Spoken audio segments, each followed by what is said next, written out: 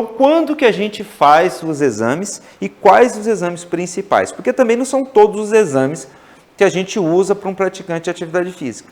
Tem exames que não têm significado nenhum, né? A não ser que a gente esteja suspeitando, por exemplo, que o nosso paciente tenha, por exemplo, uma neoplasia.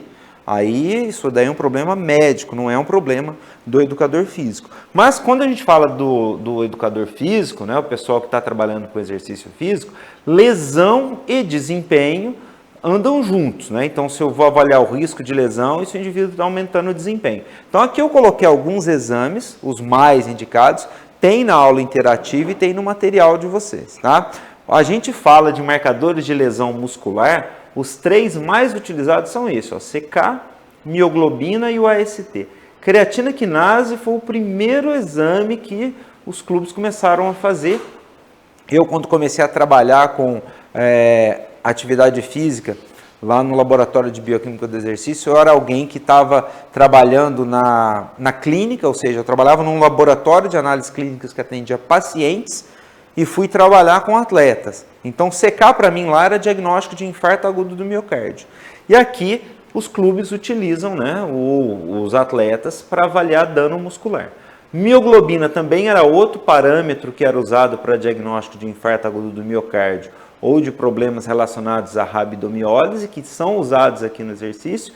E o AST é o outro que vocês têm que ter muita atenção, que é o TGO, tá? Deixa eu escrever aqui no quadrinho para vocês. Ó. O AST é a mesma coisa que TGO.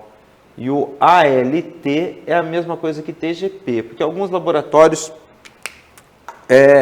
colocam essa nomenclatura.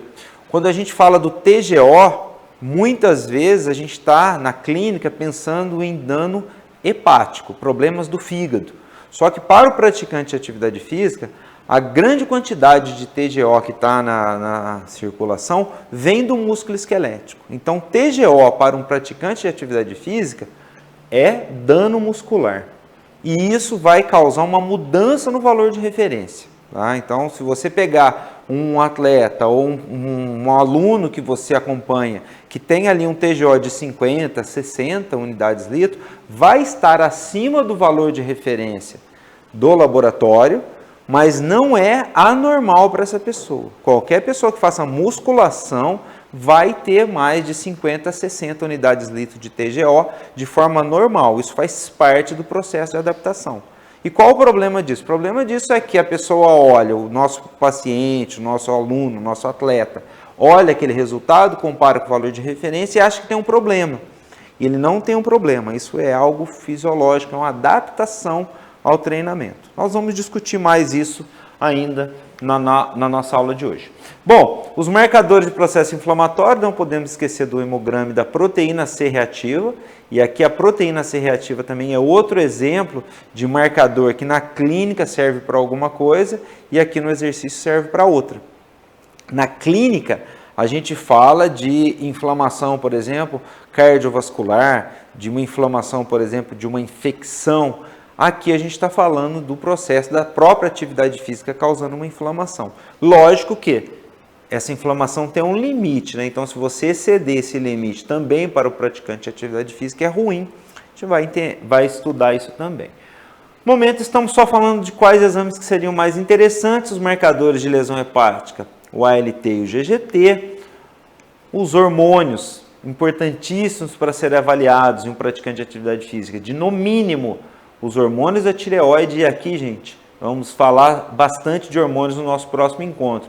Mas não esquecer nunca de TSH junto com o T4 livre e T3 livre. Somente TSH não serve para a gente avaliar um praticante de atividade física, ok? Por quê? Porque o próprio exercício físico muda um pouco a secreção do TSH. Então, para ter certeza de que uma pessoa tem um problema da tireoide, a gente precisa muito correlacionar o TSH com o T4 e o T3 livre. Cortisol e testosterona, importantíssimo, porque aqui a gente está falando de comportamento anabólico e aqui catabólico, então a gente precisa ter uma relação desses dois. E o DHEA, principalmente para as mulheres, tá? Que é um hormônio importante, precursor de hormônios esteroides e que a gente avalia na mulher com mais segurança e fidelidade do que a testosterona. Bom, vamos falar de metabólitos como ureia, creatinina e ácido fólico. O BUN, a gente vai falar um pouquinho também, mas ele é a mesma coisa, dá a mesma informação da ureia, né? E também dos marcadores de sistema imune. Percebam que aqui a gente já coloca, por exemplo, zinco, selênio, vitamina D e ferro como marcadores de sistema imunológico. Por quê? Essas vitaminas e esses micronutrientes são muito importantes para o funcionamento das células do sistema imunológico. Tá?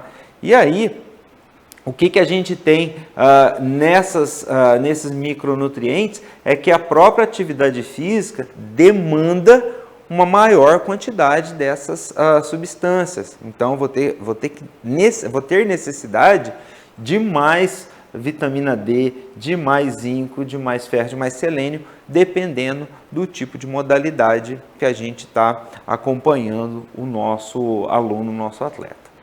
E vamos seguindo também com os metabólitos presentes na urina. Tá? O exame de urina, um exame bastante simples, que nos dá uma informação importante de características e alterações metabólicas, não só de quem está praticando atividade física, mas também de pessoas, por exemplo, com algumas patologias, como a própria diabetes, a própria hepatite e algumas alterações como, por exemplo, a rabdomiólise, que a gente vai discutir na nossa próxima aula.